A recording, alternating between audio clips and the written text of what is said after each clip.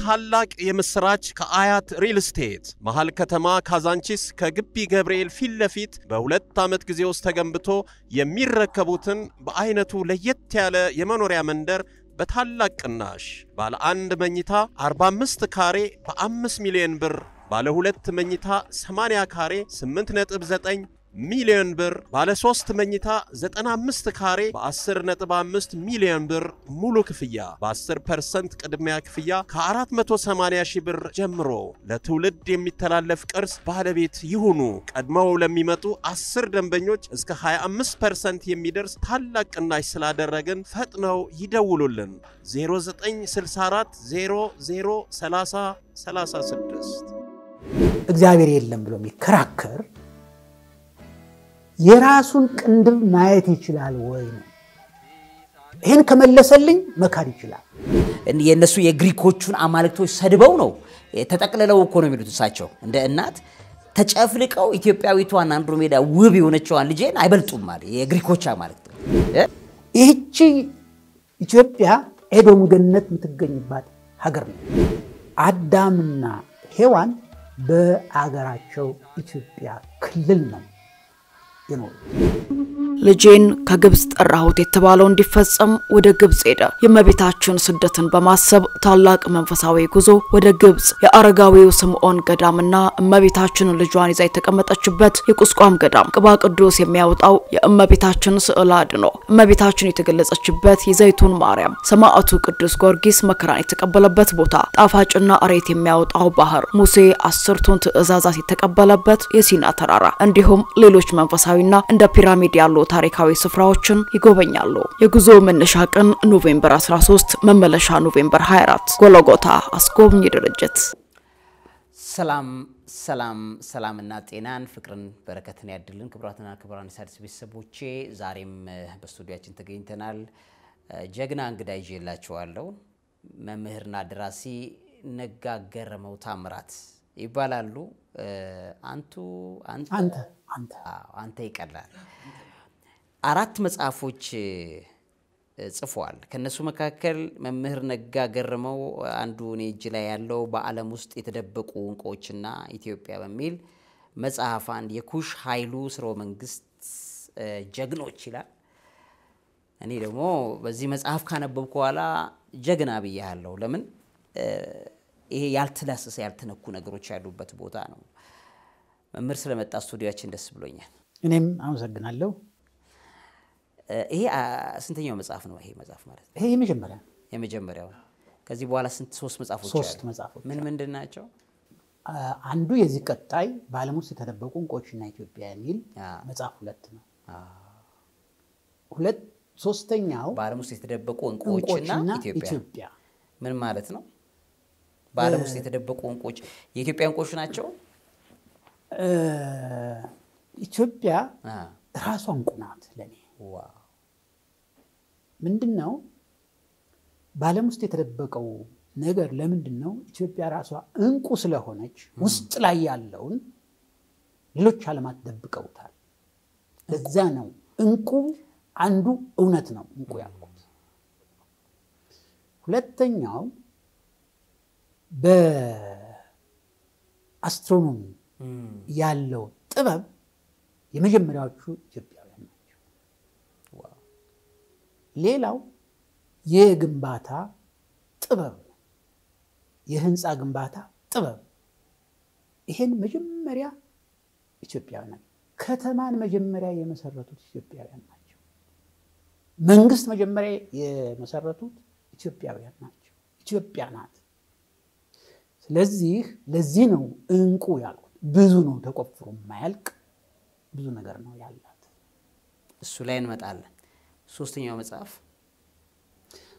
መጽሐፍ ትምህርት በህይወት ዑደት የሚልና በተለይ ተማሪዎች እኔም ስማር መክሊቴን ለማወቅ መጽሐፍ አልነበረም፣ የሚያሳይ መጽሐፍ አላገኘሁም ለግሌ። ስለዚህ ከግል የተነሳሁና ተማሪዎች ከትምህርት ቤት ሲማሩ መክሊታቸው የሚፈልጉበትን 8 ነጥቦች አሉ። ለምሳሌ አንድ ተማሪ እኔ የሂሳብ ሊቅ መሆን ፈልጋለሁ ብሎ ቢል ከስምንቱ አንዱን ነው ምሳሌ የሰጠው። ከዚያ ውስጥ አንደኛ ጥንካሬ አለ፣ ሁለተኛ ባህሪ አለ፣ ሶስተኛ የወደፊት የሥራ አማራጮችን ያሳያል። እነዚያን ይመርጥና ከስምንቱ አንዱን ወይም ሁለቱን ወይም ሶስቱን ተማሪው ሊማር ይችላል። ስለዚህ የተማሪን የወደፊት ህይወት የሚያሳይ ነው ያ አራተኛ መጽሐፍ። ሶስተኛው አራተኛው ሐሳብን በጥበብ ነው የሚለው። ለምንድን ነው ይህን ሐሳብን በጥበብ ያነሳሁት? በዓለም ውስጥ ያሉ ነገሮች ብዙ መልካም አሉ፣ እንዲሁም በተቃራኒው አሉ። በተቃራኒ ያሉትን ነገሮች መልካም ያልሆኑ አሉታዊ አስተሳሰብ ያላቸው ስመለከት ምን መደረግ አለበት ብዬ ሳይ ሐሳብን በጥበብ መምራት አቅቶን በታመመው ሐሳብ መመራት ዓለም ትቸገራለች። ሰው በገዛጁ ራሱ ችግር ውስጥ ይከታል። በዚህ ውስጥ ትክክል መስሎን የምንሰራው ስራ ራሳችንን እያስቸገረን ነው፣ ለራሳችን እንቅፋት እየሆነ ነው። ምንድነው ትክክል መስሎ የምንሰራው ብለን አንዷን ብናይ የምዕራባውያን ኳስ ጨዋታ እናያለን። ቁጭ ብለን ምንድነው እያደረግን ያለነው ብለን ስናይ አንደኛ ቤተሰብን፣ ሁለተኛ ራሳችንን እንበድላለን። ቤተሰብ እንዴት ነው የምንበድለው? ተማሪውን በጊዜ ወደ ቤቱ ገብቶ ተማሪው ምን ሰራህ በለት ልጄ ምን ሰራህ ብሎ በማየት ፋንታ ኳስ ሜዳ ላይ ነው። እዚህ ኳስ ሜዳ ከቆየ መታየው ማለት አዳራሹ ማለት ነው ኳስ ሜዳው ስለ እዚያ ሲቆይ ራሱም ይቆያል። መጨረሻ ላይ ወደ መጠጥ ቤት ይሄዳል። ቢሸነፍም ቢያሸንፍም ያ ቡድን ለሱ ምንም ትርፍ በማያስገኝ ጉዳይ ማለት ነው። ይህንን መጠጥ ይጠጣና ቤት ሄዶ ምንድነው የሚሰራው ብለን ስናይ አሁንም ጥያቄ ላይ ነው። ስለዚህ ልጆቹ ተኝተው ይቆያሉ። በነጋታው ልጆቹ ወይም እሱ ቀድሞ ይነሳሉ። ሳይገናኙ በአንድ ቤት ሆኖ ሳንገናኝ መኖር ማለት ነው። ዋው ይሄን የሚገልጽ ነው። በጣም ደስ ብሎኛል። እንግዲህ የመጀመሪያው መጽሐፍ ላይ ትኩረት እናደርጋለን። እዚህ መጽሐፍ ላይ እንግዲህ ውድ ቤተሰቦቼ መምህር ነጋ ገረመው በመምህርነት ሙያ ብዙ ዓመት አገልግሏል። ምን ያህል ዓመት አገልግለሃል? 40 ዓመት ሙሉ በመምህርነትና በትንሽ ተወሰነ ጊዜ ባስተላለፍ በትምህርት ስራ ላይ ነው። 40 ዓመት 40 ዓመት መምህር ሆኖ ያገለገለ ነው በትምህርት ስራ ላይ በትምህርት መምህርነት። እና እዚህ መጽሐፍ ላይ ካሉት ሐሳቦች ዛሬ ቆይታ እናደርጋለን። በዚህ መጽሐፍ ላይ የመጀመሪያዎቹ ክፍሎች የሚያሳየው አዳም ኢትዮጵያዊ መሆኑን፣ ሔዋንና አዳም ይኖሩ የነበረበት ስፍራ አሁን እኛ ያለንበት አካባቢ መሆኑን በሚተነትን መልኩ መጽሐፉ ይጠቅሳል። ብዙ ሰዎች ይጠይቃሉ እንደ አይነት ጥያቄ ይሄን ነገር እንደ ከታሪክነቱ በላይ ተረት የሚመስል ነገር አለበት የሚል አይነት አስተሳሰብ ያለው ትውልድ አለ። ሁለቱን ነገሮች አዳም ኢትዮጵያዊ ነው ወይ የሚለውን እናይና እዛ ላይ ደግሞ ትኩረት እናደርጋለን። የጌታችን የመድኃኒታችን የኢየሱስ ክርስቶስ የልደት በዓልን ምክንያት በማድረግ ታላቅ መንፈሳዊ ጉዞ ወደ ቅድስት ሀገር ኢየሩሳሌም ጌታችን ከተወለደበት ቤተልሔም እስከ ስቅለቱ ስፍራ ቀራንዮ ከጎልጎታ አሳላሚ ጋር በመሆን ከጃንዋሪ 3 እስከ ጃንዋሪ 11 በቅድስት ሀገር ኢየሩሳሌም የበረከት ጉዞ ተዘጋጅቶላችኋል። በመላው ዓለም የምትኖሩ ውድ ኢትዮጵያውያን የዚህ በረከት ተካፋይ ትሆኑ ዘንድ ጥሪያችንን እናቀርባለን። ጎልጎታ አስጎብኚ ድርጅት። መልካም እንግዲህ መጀመሪያ አዳም ኢትዮጵያዊ ነው ወይ ከማለታችን በፊት አዳም የተፈጠረው የት ነው የሚለውን ብናይ ጥሩ ነው። ምክንያቱም አዳም የመፈጠሩን መጽሐፍ ቅዱስን መሰረት ማድረግ ግድ ይሆናል። እዚህ ላይ መጽሐፍ ቅዱስ ላይ ሲነገር ምንድነው የሚለው? እግዚአብሔርም ሰውን በመልኩ ፈጠረው። ይሄ ልንከራከር ልንደራደር የማንችለው እውነት ነው። እውነት የምንቀበለው ነው። ታዲያ ግን ስለ አዳም ሊቃውንት ምን ይላሉ? ይሄን ነው የምናየው። እዚህ ላይ ሰፋ አድርገን ተንተን አድርገን እናያለን። ይህን ስናይ ስለ አዳም መፈጠር ሊቃውንት ኢትዮጵያዊ ሊቃውንት ምን አስቀምጠዋል ብለን ስናይ አባ ተስፋ ሥላሴ ሞገስ በ2001 ዓመተ ምህረት በጻፉት መጽሐፍ ላይ አዳምም የሚያምር መልከ መልካም የሚስብ የሚናገር ፍጹም ሰው ሆነ ሲሉ ገልጸውታል። እንግዲህ ከሙያው ጋር የተገናኙ ሰዎች ከእምነት ጋር የተገናኙ ሰዎች የአዳም መፈጠር በዚህ መልክ አስቀምጠዋል። እንዲሁም አባ አድሃኖም ስዕሉ የሚባሉት የጻፉትን አባ ጸጋ በ1988 በተረጎሙት መጽሐፍ ላይ ሲገልጹ ምንድነው ያሉት?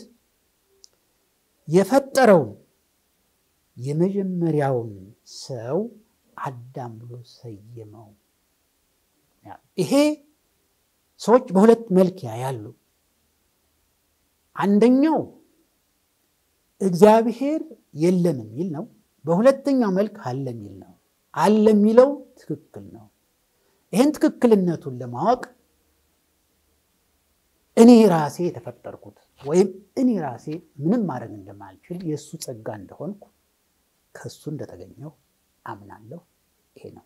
ሌላው ግን በተቃራኒው ያለው ሰው ምንም መስራት የማይችል ለምሳሌ የራሱን አቅም ራሱ ላይ ራሱን መፈተሽ የማንችል ሰዎች እግዚአብሔር የለም እንላለን። ነገር ግን ትክክል አይደለም።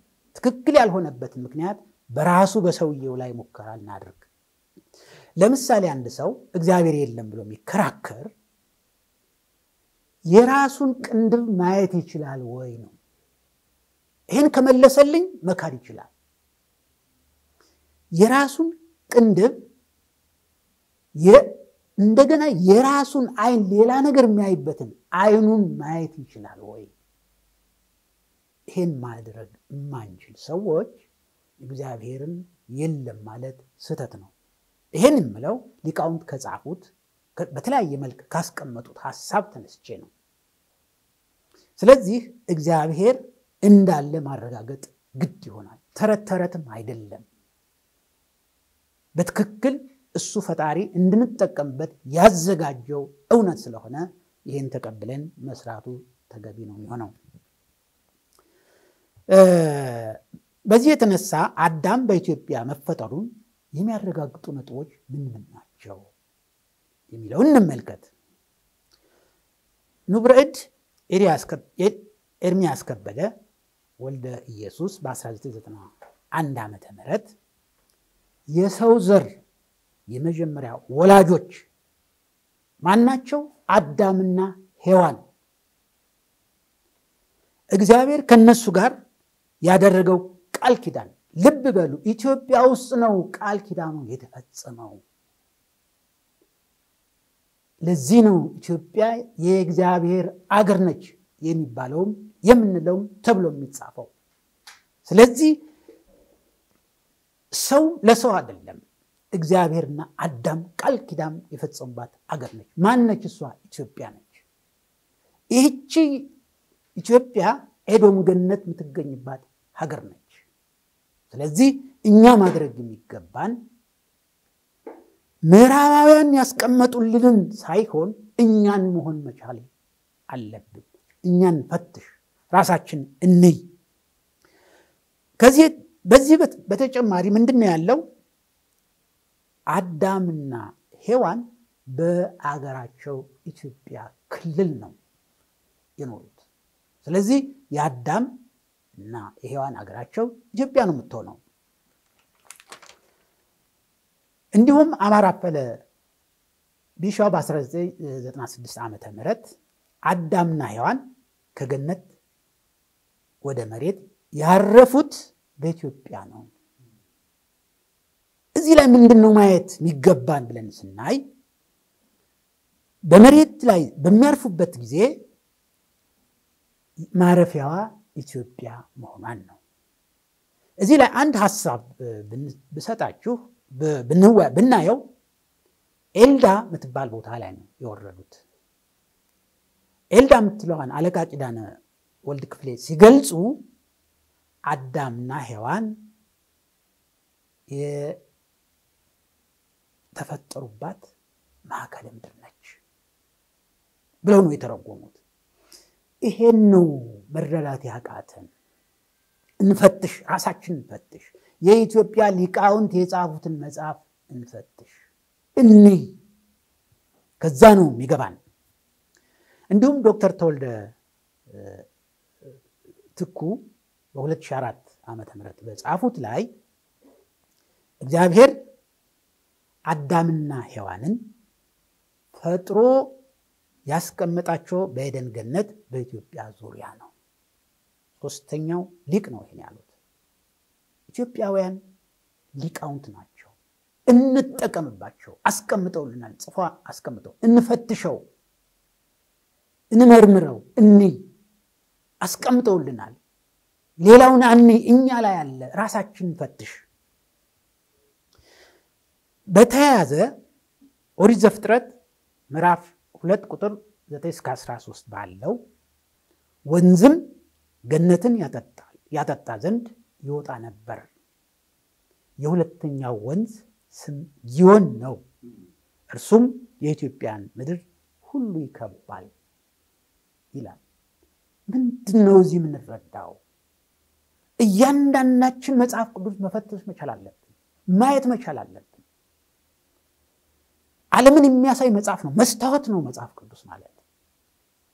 ዓለም የተፈጠረችበትን ምርምር ያስቀመጠ ነው። ምንም ምርምር ከመጽሐፍ ቅዱስ ውጪ የለም፣ በእኔ እይታ የለም። ምክንያቱም መጽሐፍ ቅዱስ እያንዳንዱን በየደረጃው አስቀምጧል። ፈጠረ፣ የፈጠረውን በየሜዳው በየቦታው አስተካክሎ አስቀምጧል። ስለዚህ መጽሐፍ ቅዱስ የዓለም መሪ መጽሐፍ ነውና ብንጠቀም ጥሩ ይመስለኛል። እንግዲህ ከዚህ ተነስተን ምንድነው የምንሰጠው ሐሳብ? ምን እንረዳለን ብለን ስናይ አንደኛ አዳምና ሔዋን አገራቸው ኢትዮጵያ ናት። ሁለተኛ ኤዶም ገነት የምትገኘው በኢትዮጵያ ዙሪያ ነው። እነዚህ ሁለቱ ነጥቦች በደንብ መታወቅ መቻል አለባቸው። ሌላው መጥቶ ይሄ ሆነ ሲል ይጎላል። ኢትዮጵያዊ የሰራውን ስራ ማጉላት መቻል አለብን። ሌላውን ምንጠቀመው መንገድ አለ፣ ማንጠቀመው መንገድ አለ። ሌላውን አንጠቀም እያልኩ አይደለም፣ መጠቀም ያለብን እንጠቀማለን። ነገር ግን ለኢትዮጵያውያን ትኩረት ሰጠን የጻፉትን መጽሐፍ ልናነብ ይገባል የሚል ሐሳብ ነው ያለኝ።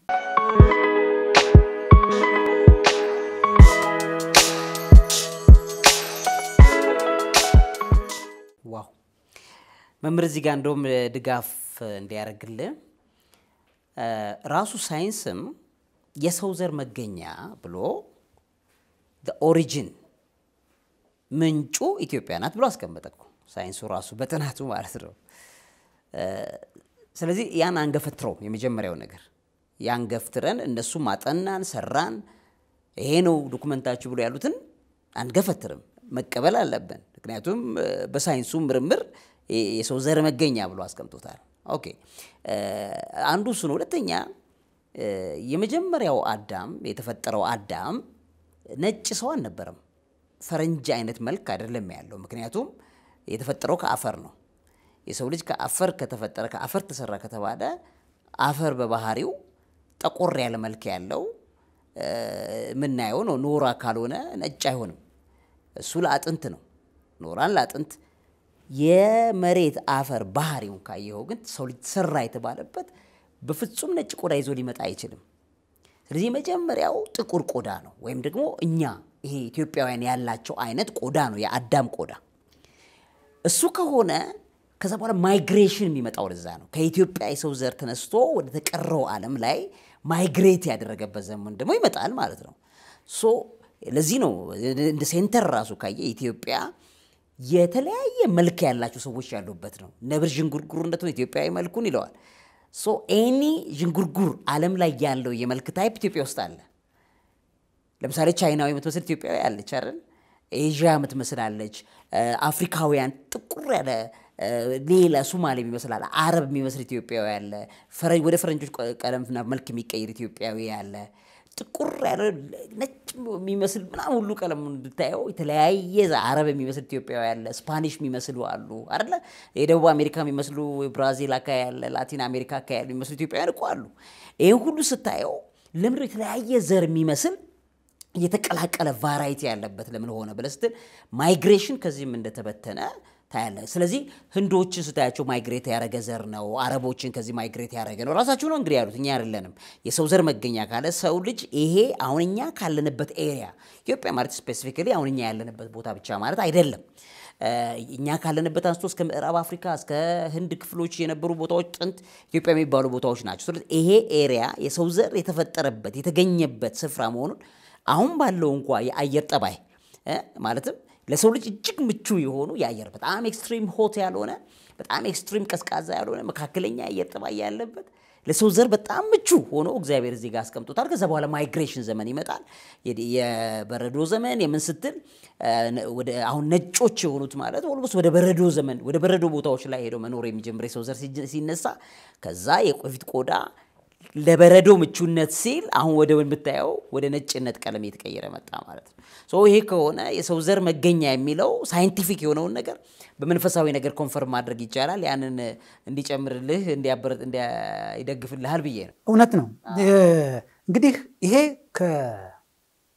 ከሃይማኖታዊ ነገር ቀደም አይተናል በቀጥታ ከኢትዮጵያ ተፈጠረ አዳም አይተናል አሁን በሳይንስ ምን ይላል የሚለው እንመልከት በሳይንስ በሁለቱ መልክ ማየት ተገቢ ስለሆነ ምክንያቱም አንድ ወገን በሳይንስ ያያል ዓለም በሁለት መልክ ሊታይ ይችላል በአንድ መሄድ አይቻልም ለምን ያንዱን ያጥንቶ ወደ ሌላ የራሱን ዘርፍ የሚፈጥር ስለሆነ ሳይንሳዊ መልክም በአንድ ላይ እናያለን የሰውን ዘር እሳቤው ወይም ዝግመተ ለውጥን እንዴት ነው ብለን ስናይ መነሻው አሁን ኢትዮጵያ ናት ይሄ ሌሎቹ የውጭ ሀገር ሰዎች አንድ እዚህ ላይ በደንብ መታወቅ ያለበት ለኛ ብለው እንዳልሰሩ ማወቅ መቻል አለብን ለኛ ብለው ቢሰሩ ኖሮ ለራሳቸው ጥፋቱን አውቆ ለመውሰድ ሲሉ እውነት ወጣ እውነቱን የት ይወሰዱት ለኢትዮጵያ የኢትዮጵያን እውነት ሲቆፍሩ ተገኘ ያን የተገኘውን ቁፋሮ የግድ ምስክርነቱ ሰጠዋል ይሄ አንዱ በሳይንስ ሁለተኛው አንደኛው በሃይማኖት ነው ሁለተኛው በሳይንስ ነው ይሄንን በዝርዝር እንየው መጽሐፍ ቅዱስ ያለውን እንግዲህ በሁለት መልክ ነው ቅድም መጽሐፍ ቅዱስ ያለውን አይተናል አሁን ደግሞ በሳይንሱ ምን ይላል የሚለውን እንይ የሳይንስ ግኝቱ ምን ይላል የሚለውን ስናይ አንድ አሜሪካዊ ፕሮፌሰር ዶናልድ ጆሃንሰን የተባለው በ1974 ዓመተ ምህረት ጥናት አድርጎ ድንቅነሽን ወይም ሉሲን አግኝተዋል በዚህ መሰረት ከዚህ ተነስተው ደግሞ ኢትዮጵያውያን ምን ብለዋል ብለን ለሱ ሰጠው ዝም ብለዋል ወይስ ጥናቱን ያካሂዱ ነው ያሉት የሚለውን አብረን ብናይ ጥሩ ይመስለኛል ዶክተር ተወልደ ትኮ የሚባሉት ምንድነው ያሉት እና አባት ስላሴ ሞገስ በጻፏቸው መጽሐፍት ድንቅነሽ ወይም ሉሲ የተፈጠረችበትን በኢትዮጵያ በቁፋሮ የተገኘችው በኢትዮጵያ መሆኑን አረጋግጠዋል ይሄ ኢትዮጵያውያን ሊቃውንት እንዳሉ ልንረዳ ይገባል አሉ የሚሰሩ ሰዎች አሉ እነዚያን ግን እኛ ተቀብለን መጠቀምና ማስቀጠል መቻል አለብን አሉ ሊቃውንት ራሳቸው ሳይሆን ለትውልድ የሰሩ ሊቃውንት አሉ ኢትዮጵያ ውስጥ መጽሐፍ አስቀምጠዋል ለዚህ ምስክሩ መጽሐፍ የጻፉት መጽሐፍ ስለዚህ እኛ ኢትዮጵያውያን በጃለውን ማክበር ልንለምድ ይገባል የኛ ሰዎች አባባል የሰው ወርቅ አያደምቅ ይላሉና ይሄ ትልቅ ፍልስፍና ነው። የኛንን ራስህን ወቅ ነው እዚህ ላይ ያሉን ራስህን ወቅ፣ ራስህን ፈልግ፣ መርምር፣ ፈትሽ እያሉ ነው ያሉትና አባቶቻችን ጀግኖች ናቸው፣ ፈላስፎች ናቸው፣ ጠያቂ ናቸው፣ አስተማሪ ናቸው፣ የዓለም መምህራን ናቸውና እነዚህን ልንጠቀም ይገባል። ያን ጊዜ 3.5 ሚሊዮን ብለው ነው ያስቀመጡት ሳይንቲስቶች። ስለዚህ በሁለት ገጽ ልናይ እንችላለን። የሳይንቲስት አለ፣ የሃይማኖታዊ አለ። እንግዲህ ሰው ወደሚፈልገው ሄዶ ጥናቱን ማከናወን ይችላል።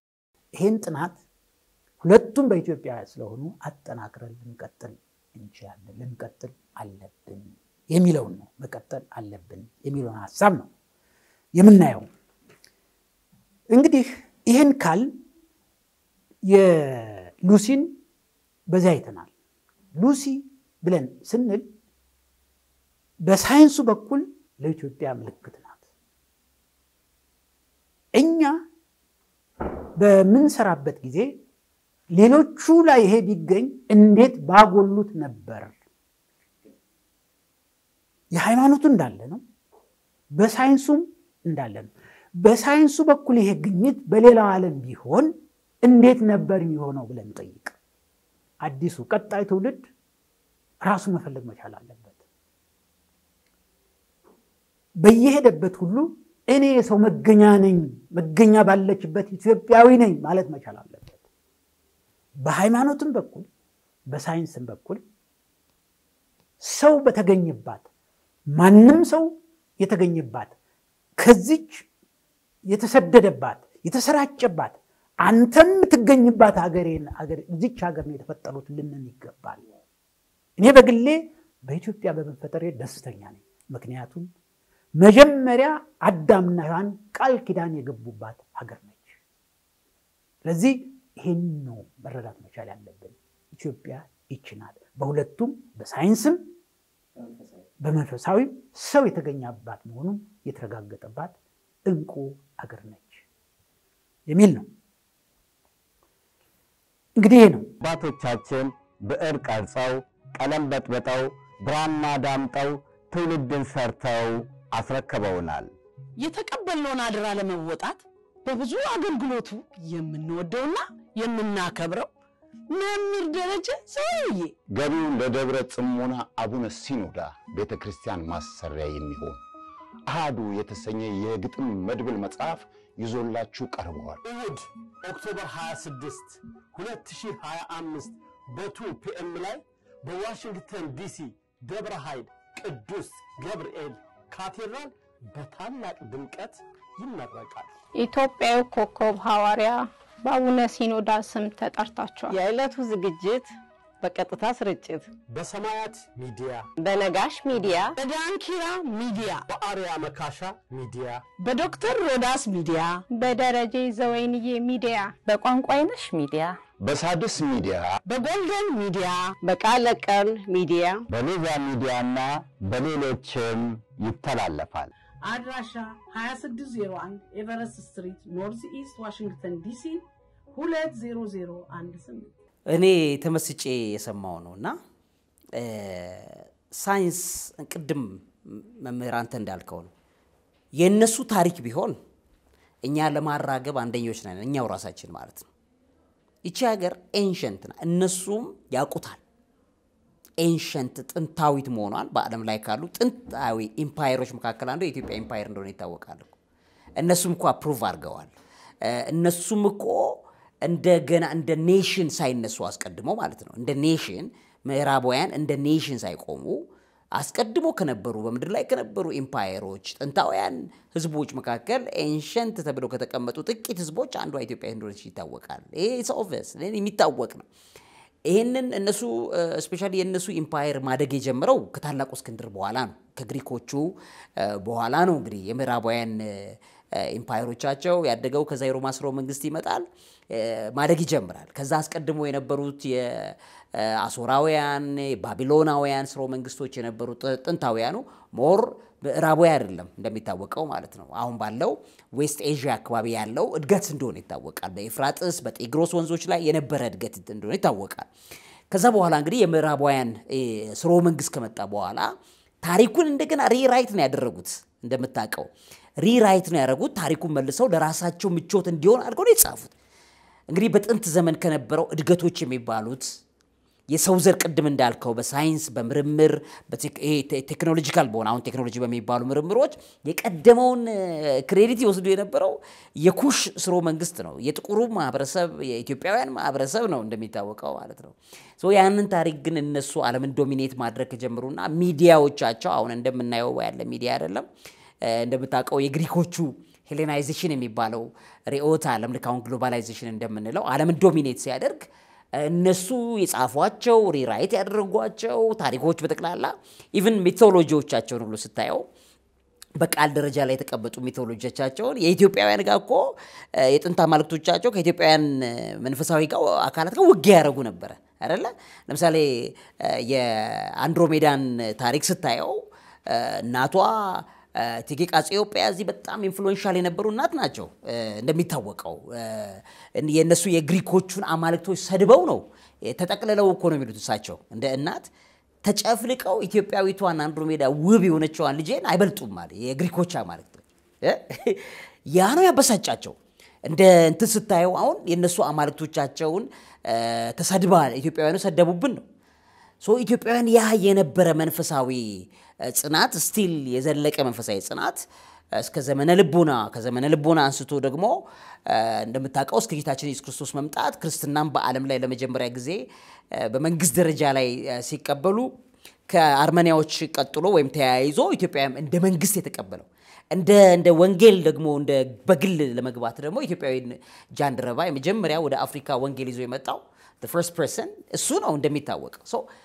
ይሄንን ሁሉ ነገር ታሪኩንም ትርክቱንም እነሱ ቀየሩት ወደ ነጭ ታሪክ ሂሮስን በጣም የሚገራርሙ ሂሮዎችን በተቀላላ የነጭ ታሪክ ክሬት አድርገው አስቀመጡት ማለት ነው ግን ፋክቱን አይዘሉትም እውነታውን አይዘሉትም ደግሞም ያውቁታል ስለዚህ ጥንታዊ የነበሩ ህዝቦች ጥንታዊ አስተሳሰብ ጥንታዊ አስተምሮቶች ጥንታዊ እድገቶች ጥንታዊ የነበረ በዓለም ለምሳሌ በአክሱም ስርወ መንግስት አራተኛው የዓለም ግዙፍ ኢኮኖሚ የነበረው ኢትዮጵያ ኢኮኖሚ ነው ይሄ ሁሉ በነበረበት ሰዓት ላይ አሁን ያለው የደከመውን ነገር ያይና ትውልድ ከዚህ ተነስቶ እኛኮ የሚለው ነገር ይዞ ይመጣል ሶስቱ ላይ መጠነኛ ቆይታ እናድርግ ቅድም ስትል ነበር እንቁ ኢትዮጵያ ራሷ እንቁ ናት ስትል ነበር አሁን ያለችው ኢትዮጵያ በብዙ መገዳደል በብዙ ውጥንቅጥ ታሪክ ውስጥ በብዙ ትውልዱ ሊያምነው ይሄን ነገር ሊቀበለው የማይችል ምክንያቱም አሁን አይኑ ሲበራ የሚያየው ቲክቶክን ነው አይኑ ሲበራየው ሶሻል ሚዲያው ነው አይኑ ሲበራየው እነ የዓለም እግር ኳስ ኢንፍሉዌንሻል እግር ኳስ ጫዋቾችን ያየው ሶ አሁን ኢትዮጵያ ብለ ስትለው ይሄኛው ትውልድ እንመጣለን እንደ ሄኖክ ላይም እንመጣለን ግን እዚህ ጋር ኮሜንት አድርገን ወደዛ እንድናልፍ ብዬ ነው ሶ ይሄን ስታየው ትውልዱ በተሸፈነበት ጭንቅላት ውስጥ ይሄን ነገር አሁን እንቁናት ብለ የምትለው ምንድነው እንቁ ሰው የሚገዳደልባት ሀገር ሰው የተራረደ ያለባት ሀገር ብሎ ይላል እሷና ያዝልኝና ከዛ ወደ ሄኖክ መጽሐፍ እንገባለን እዚህ ላይ ብቻ ግን የሆነ ሐሳብ እንገለጥልኝ ልጄን ከግብጽ ጠራሁት የተባለው እንዲፈጸም ወደ ግብጽ ሄደ የእመቤታችን ስደትን በማሰብ ታላቅ መንፈሳዊ ጉዞ ወደ ግብጽ የአረጋዊው ስምዖን ገዳምና እመቤታችን ልጇን ይዛ የተቀመጠችበት የቁስቋም ገዳም ቅባ ቅዱስ የሚያወጣው የእመቤታችን ስዕል አድኖ እመቤታችን የተገለጸችበት የዘይቱን ማርያም ሰማዕቱ ቅዱስ ጊዮርጊስ መከራን የተቀበለበት ቦታ ጣፋጭና አሬት የሚያወጣው ባህር ሙሴ 10ቱን ትእዛዛት የተቀበለበት የሲና ተራራ እንዲሁም ሌሎች መንፈሳዊና እንደ ፒራሚድ ያሉ ታሪካዊ ስፍራዎችን ይጎበኛሉ የጉዞ መነሻ ቀን ኖቬምበር 13 መመለሻ ኖቬምበር 24 ጎልጎታ አስጎብኝ ድርጅት መልካም ነው እንግዲህ ምንድነው የኛ ትልቁ ማወቅ ያለብንና መረዳት ያለብን አንዱ የመጀመሪያው ችግራችን ከማንበብ ርቀናል ሰው ከማንበብ ከራቀ ምንድነው የሚሆነው በየጊዜው ያለውን እየደጋገመ መናገር ነው የሚሆነው አንዱ የተናገረው ሌላው እየደጋገመ መናገር ነው ይሄ ነው እየተፈጠረ ያለው ገርደል ማሜቶ ምክንያቱም አላነበበም አምሮን አላበቃም አምሮ ደርቋል የደረቀ መሬት እኮ ጤፍ ሲዘራ አይበቅልም አምሮም ከደረቀ ያችን ያያትን መደጋገም ነው አምሮን ልናለማው ይገባል አምሮን ከድርቀት የሚያወጣው ደግሞ ማንበብ ነው። መጽሐፍ ማንበብ ነው። መጽሐፍ አለማንበባችን አርቀን እንዳናይ ያደረገን፣ አርቀን ባለማየታችን መልካሙን ነገር ትተን አሉታዊ ሐሳብ ላይ ትኩረት ሰጠን። ማድረግ ያለብን ይሄ ጊዜያዊ ችግር ነው። በኢትዮጵያ መካከል ያለውን መፍታት የምንችለው እኛንን። መመካከር መቻል አለብን። መነጋገር መቻል አለብን። መደማመጥ መቻል አለብን። ይሄንን ለመፍታት ደግሞ እያንዳንዱ ሰው ራሱን ቆም ብሎ ሊያስብ ይገባል።